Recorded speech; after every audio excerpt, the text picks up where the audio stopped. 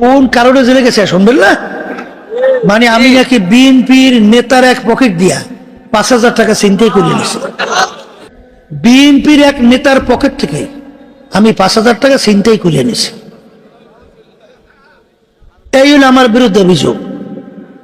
আমার ভাই ফয়জুল করিম, আবুল খায়ের, জিয়াউল করিম, মোসাদ্দেক মাদানি, আমার ভাই সাইফুল, এইবার আরো অনেক। এরপরে দেখেন এই মিথ্যা কেসের উপরে আমাকে জেলে দিচ্ছে। জেলে দিয়া ম্যাজিস্ট্রেট আমাকে 5 বছর সাজা দিয়ে দিচ্ছে। কোন দেশে আছেন?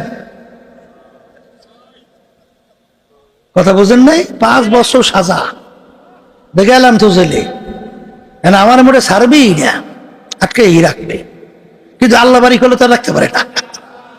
তা যাই হোক, চেষ্টা কম করে নাই। এরপরে আমরা তো হাইকোর্ট থেকে বিভিন্ন কায়দায় জামিন টামিন আনছি। ওরা আবার করছে কি, এইটারে ভাঙছে।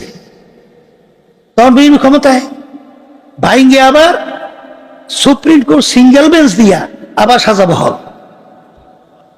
এখন বাকি রয়েছে কোন কোর্ট?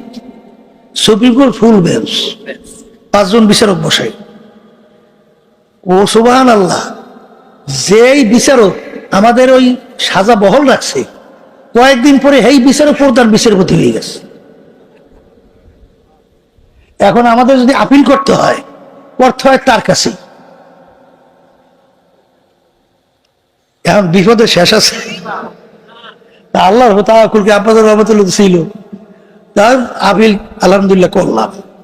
করার পরে তখন তো 5 জন বিচারক তো, আর তখন তো ছিল সিঙ্গেল বেঞ্চে 1 জন। তা আলহামদুলিল্লাহ শুনানির পরে আমাদেরকে আল্লাহ আমাদের বেকসুর খালাস দিয়ে দিচ্ছে। এই যদি খোদা না কাছে ওই করে জারি রাখতো, তাহলে 5 বছর আমার সাজা খেতে বের হওয়া লাগতো। আর তো কোর্টও নাই। কিন্তু গ্রাউন্ড কি? আমি পকেট থেকে 5,000 টাকা বিএনপির এক নেতার পকেট থেকে চুরি করছি।